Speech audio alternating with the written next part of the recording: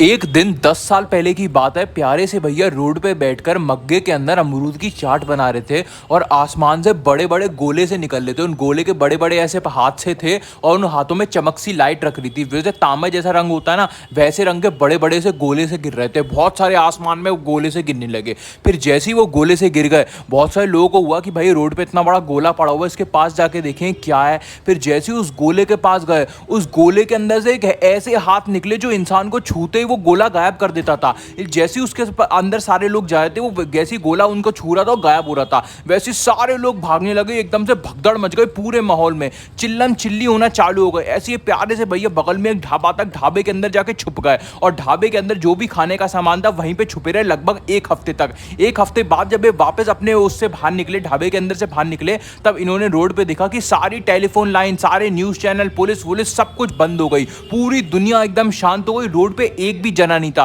सिर्फ वो गोले घूम रहे थे। तब ये समझ गए कि गोलों से बड़ा सतर्क संभल के रहना है, गोले इंसान को गायब कर देते हैं। फिर ये वैसे ही चुपके छुपाते हुए अपने निकले, पर इन्होंने देखा कि गोलों को दिन में ढूंढना, मतलब दिन में उनके सामने घूमना बहुत ज्यादा मुश्किल होता है, क्योंकि दिन में वो गोले आराम से देख लेते हैं। रात में जैसे वो गोले घूमते थे, उन गोले के अंदर से करंट निकलता था, तो गोले जैसे भी बिजली की चीजों के सामने से निकलते तो बिजली की चीजों में लाइट जल जाती थी। तो इन्होंने देखा कि रात में अगर मैं निकलूंगा तो गोला मेरे पीछे आएगा तो लाइट जल जाएगी, तो मुझे पता चल जाएगा। तो इन्होंने देखा कि रात में निकलना ज्यादा वो सेफ्टी होता, तो ढाबे में जाके फिर से छुप गए और रात में निकले। तो रात में जाके अपने अपार्टमेंट में जैसे तैसे मेहनत करके अपार्टमेंट पहुंचे, तो इन्होंने देखा कि इनका फोन भी डाउन है, सिग्नल भी डाउन है, सैटेलाइट भी डाउन है, इंटरनेट भी नहीं चल रहा। अपने घर परिवार वालों को फोन किया, वो भी फोन नहीं उठा रहे थे। फिर इनको लगा भाई अब दुनिया में क्या हो गया, ऐसा क्या करना चाहिए। फिर उन्होंने देखा इनका जो जादुई मग्गा था ना, इनके पास एक मग्गा था, वो इनके बाबा जी ने दिया था। बाबा जी ने इनके 400 साल पहले भविष्यवाणी करी थी कि आसमान से ऐसे गोले आके गिरे ना, तो यही मग्गे में तुझे एक मसाला डालकर, मसाले में करीब